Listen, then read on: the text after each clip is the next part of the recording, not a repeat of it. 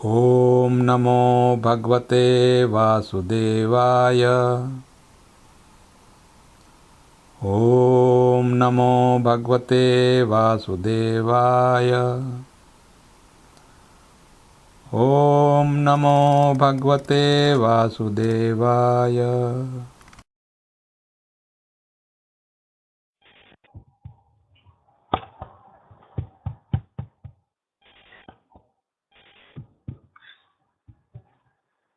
जय राधा माधव कुंज विहारी।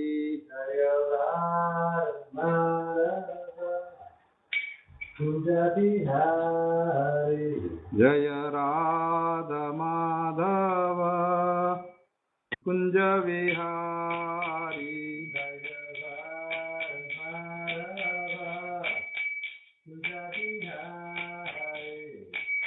गोपीजन वल्लभ गिरिवरधारी। जय गोपीजन वल्लभ गिरिवरधारी। गोपीजन वल्लभ गिरिवरधारी। जय गोपीजन वल्लभ गिरिवरधारी।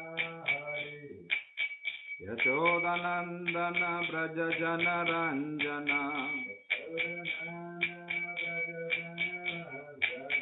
यशोदनंदन ब्रज जन रंजन।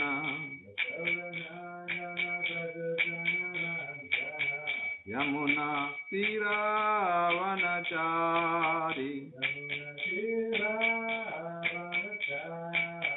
यमुना तीरावनचारी।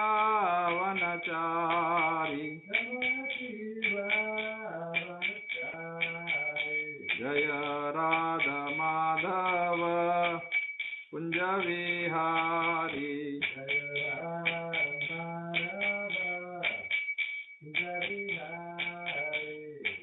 गोपीजन वल्लभ गिरिवरधारी। जय गोपीजन वल्लभ गिरिवरधारी। यशोदनंदन ब्रज जन रंजन।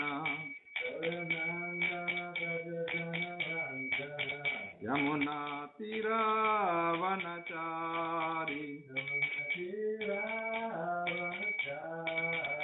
जय राधा माधव कुंज विहारी। जय राधा माधव कुंज Vihari.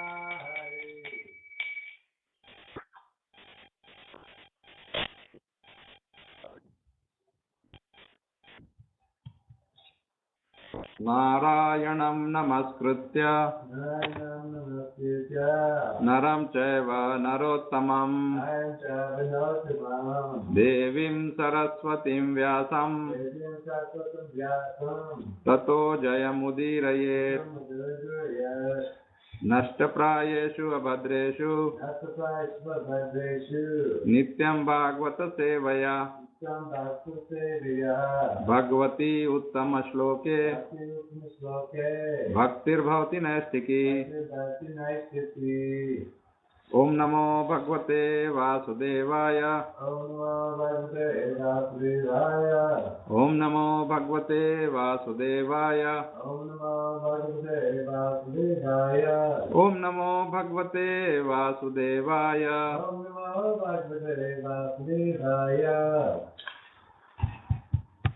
Reading from Srimad Bhagavatam, Canto 1, Chapter 11, text number 1 and 2.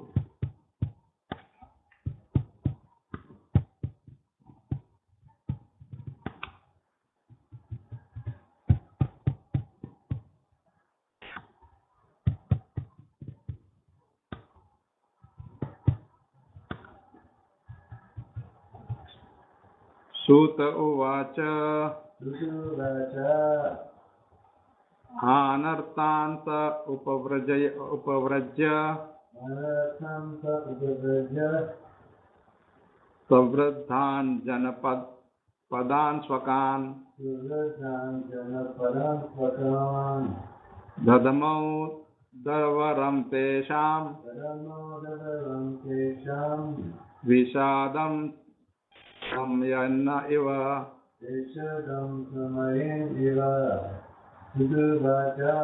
सूत उवाच अनर्थान् स उपव्रज्य श्रद्धां जनपदान् स्वकान् ददमौ दर्वरं तेषां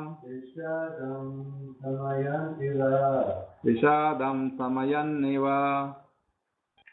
सूत उवाच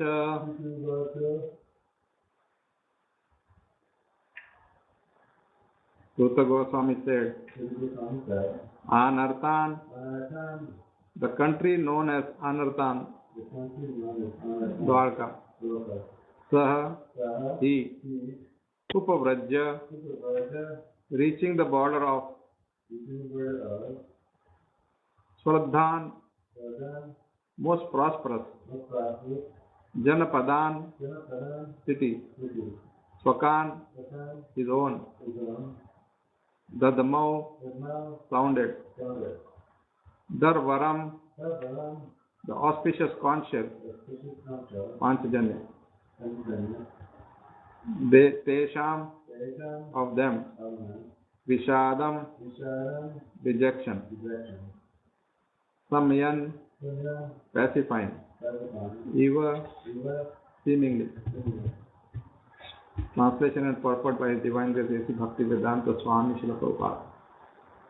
Suta Goswami said, upon reaching the border of his most prosperous metropolis known as the country of the Anarthas, Dwarka, the Lord sounded his auspicious conch shell, heralding his arrival and apparently pacifying the dejection of the inhabitants. Please repeat. Suta Goswami said, upon reaching the border of his most prosperous metropolis, known as the country of the Anarthas, the Lord sounded his auspicious conch shell, heralding his arrival and apparently pacifying the dejection of the inhabitants. The beloved Lord was away from his own prosperous metropolis of Dwarka for a considerably long period because of the battle of Kurukshetra. And thus all the inhabitants were overcome with melancholia due to the separation. When the Lord descends on this earth, his eternal associates also come with him, just as the entourage of a king accompanies him. Such associates of the Lord are eternally liberated souls, and they cannot bear the separation of the Lord even for a moment because of intense affection for the Lord. Thus, the inhabitants of the city of Dwarka were in a mood of dejection and expected the arrival of the Lord at any moment. So the heralding sound of the auspicious conch shell was very encouraging, and apparently the sound pacified their dejection. They were still more aspirant to see the Lord among themselves, and all of them became alert to receive him in the befitting manner. These are the signs of spontaneous love of Godhead.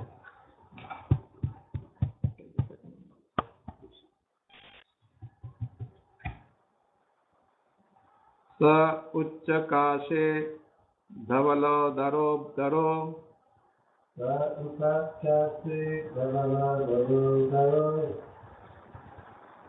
api urukamasya dhara shona shonima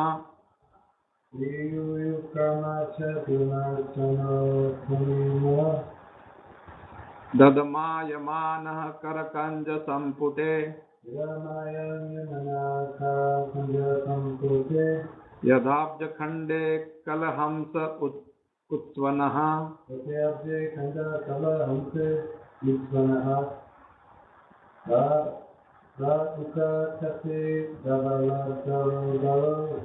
sa ukkase dhavala daro daro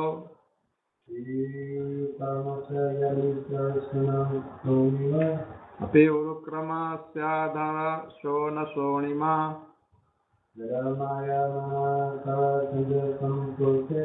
दादमायमानः करकञ्जसम्पुटे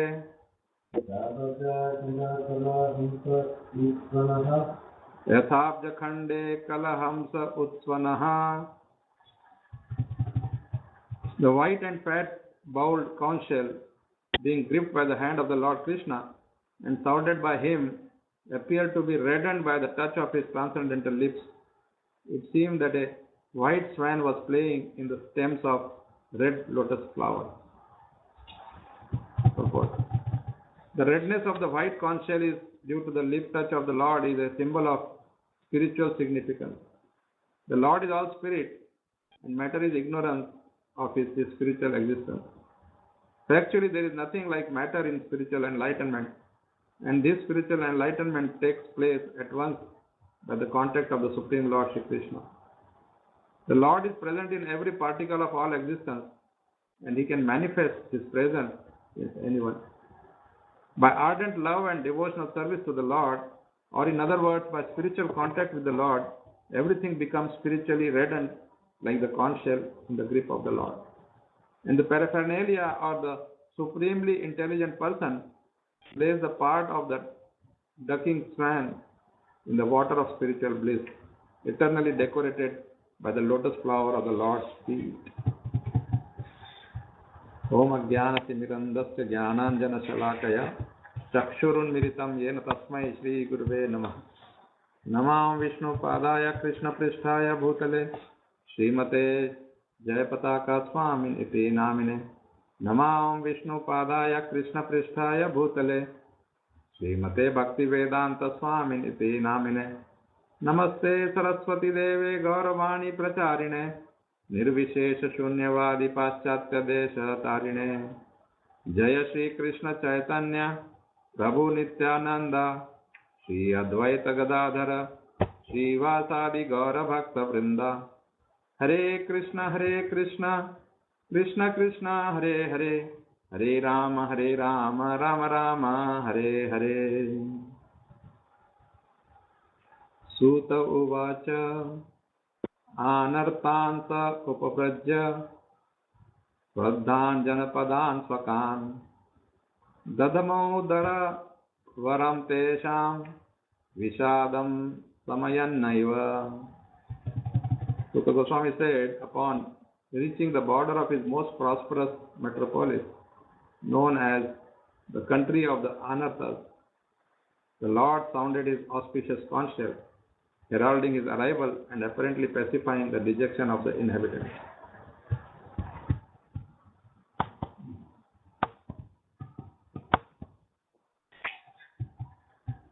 Sa ukkakase dhavala daro daro ati urukramasya dhara shona shonima dadamayamanaha karakanja sampute yathabja khande kalahamsa uttvanaha. The white and fat bowled conch shell, being gripped by the hand of Lord Shri Krishna and sounded by him, appeared to be reddened by the touch of his transcendental lips. It seemed like the white swan was playing in the stems of red lotus flowers. Wow. So now we are starting the 11th chapter, and Suta Goswami continues his description to the assembled sages there, and he is addressing to Shaunaka Rishi. So we saw that Krishna left Dwarka. In the 10th chapter we are discussing that. And now he is arriving he left Hastinapur, sorry. Now he is arriving in Dwarka. So on the border he just blows his conch shell, Panchajanya. Just by hearing, you can imagine in a city like Dwarka, they must be doing the puja every day. And there must be hundreds and thousands of conch shells being blown every day, because in every house there will be a temple. There is some deity. And So people are used to hearing these conch shell sounds. Like when you go to Vrindavan, morning, to take a walk in the morning, you can see so many conch shells and the bells, the temple bells. So amongst all that, to recognize Krishna's conch shell sound, Panchachandra, that too is not in the city, it's just in the border, like it's a huge city, at least 16,100 places of his own, and then there's other servants, quarters. So imagine how that conch shell should be sounding. And we saw the glimpse of that in Mahabharata time. Bhagavad Gita mentions about when Krishna and everybody else blew their conch shells. Duryodhana had almost had diarrhea, because he just by the sound of that he could recognize that that's the end of his life. But here, that was injecting fear into the minds of all the enemies. But here, the same conch shell is injecting enthusiasm, because Krishna is coming back after a long gap. And as Srila Prabhupada explains, all these citizens are all associates of Krishna, eternal associates. And they have been given this role, and in that role they are playing it so perfectly that they can live without Krishna. They are not cannot live, but they are living. They lived without Krishna. Whereas the situation was that they want to see Krishna always. Of course, sometime we should consider that when Krishna went, then what about the other 16,100 Krishnas? They also left or what? Yes. When he leaves that, then that means he withdraws that pastime of being there. Otherwise, this separation will never be there. And this brings us to another point, that there's a lot of fun in separation. Separation is the one which makes you fond of some person. And we can see in the material life also, when we are away from our dear ones, then we long to see them, we want to see them. If you see them every day, then it's like, okay, So generally when they meet after a gap, that moment they want to rejoice. In fact, I was reading one book long back, when our first child was getting born. Our first child, our son, was about to be born, that time somebody gave me a book. And there it explained the